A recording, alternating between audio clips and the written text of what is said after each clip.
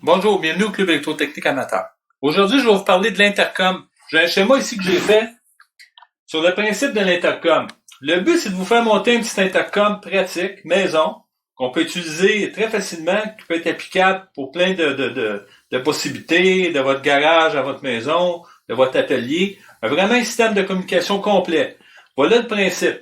Vous avez un amplificateur qui est ici. Donc, le principe de l'intercom, si vous avez un poste qui est principal, puis un deuxième poste qui est secondaire. Il pourrait en avoir plusieurs aussi postes secondaires. Mais je vais vous représenter quand même avec deux postes, A et B. Donc le A, c'est le principal, le B, c'est le secondaire. Si on regarde au niveau du B, on voit que le signal de mon haut-parleur de 8 ohms s'en va directement à l'amplificateur ici à l'entrée in. Et il est sorti au poste principal, toujours un haut-parleur de 8 ohms. Donc les deux haut-parleurs vont se mettre ensemble pour avoir une communication de l'entrée à la sortie. Et ça va se faire directement grâce à un interrupteur ici RH qui se trouve à des contacts doubles pour être capable de déplacer nos haut-parleurs à volonté. Évidemment, c'est le poste principal qui va avoir le contrôle. Donc ça va nous permettre de communiquer sur des bonnes distances. Évidemment, si on regarde le point qui est ici, alors mon haut-parleur, j'ai 50 mètres de fil, ça peut être beaucoup plus. Donc c'est le principe de l'intercom. Donc, les intercoms sont utilisés partout. Ici, vous avez le schéma pratique que j'ai fait avec deux transistors NPN de type 2N2222.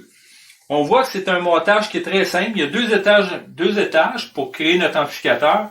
Vous avez l'entrée qui est ici et la sortie qui est là. Donc, si on regarde ça, on voit que la première partie, c'est un étage base commune. Donc, le signal du haut-parleur rentre à l'émetteur, sort au collecteur, il vient attaquer le deuxième étage à la base pour sortir au collecteur par un transformateur adapteur audio d'impédance qui va nous permettre d'aller chercher de la puissance. Donc on voit que au niveau des composants, c'est assez simple. Résistance de 47 ohms à l'émetteur, 100K, 1K, 10 micros, 100K et notre transformateur. Donc quelques composants. Et aussi, vous avez un relais 12 volts avec un bouton poussoir pour nous permettre de faire la sélection, de déplacer grâce à notre commande Speak pour être capable de communiquer vers le haut-parleur A. Et ça, grâce au bouton. Donc, c'est le principe. On voit que le montage est simple, c'est une alimentation de 12 volts. Donc, le montage est très simple mais pratique, vous allez voir, et efficace. Si on regarde au niveau du montage, je l'ai ici. Donc, on voit le transformateur audio. Les deux transistors, les composants, le petit relais et le bouton. Mon premier haut-parleur qui se trouve le haut-parleur A.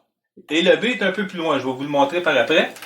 Et aussi, je voulais vous démontrer que au niveau des transformateurs audio, normalement, vous avez, quand on a un transformateur audio qui est bien, vous allez avoir plusieurs tapes de puissance. Nous, on a besoin d'une sortie d'à peu près 1 watt. Donc, vous sélectionnez la 1 watt. C'est des transformateurs primaires 70 volts avec un secondaire de 4 à 8 ohms. Nous, on va utiliser 8 ohms. Ça, c'est pour le transformateur audio. Si vous n'en avez pas, c'est toujours possible d'utiliser un transformateur d'alimentation secteur avec une sortie de 9 volts AC, 500 mA, 5 VA. Ça va être suffisant, puis vous allez être capable de pouvoir le faire avec un simple transformateur d'alimentation. Ça, c'est le truc, c'est un truc pratique. Donc, si je fais un essai, si je prends mon alimentation, 12 volts, évidemment, j'ai utilisé une batterie. C'est souvent des intercoms, c'est souvent des alimentations d'urgence avec des batteries.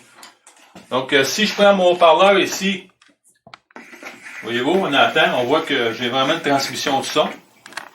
Je vais mettre un peu plus loin. Je prends mon radio.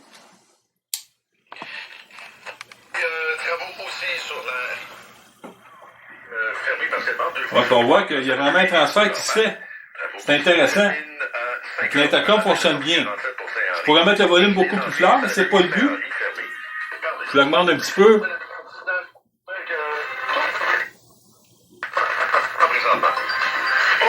On voit que ça se transfère très bien.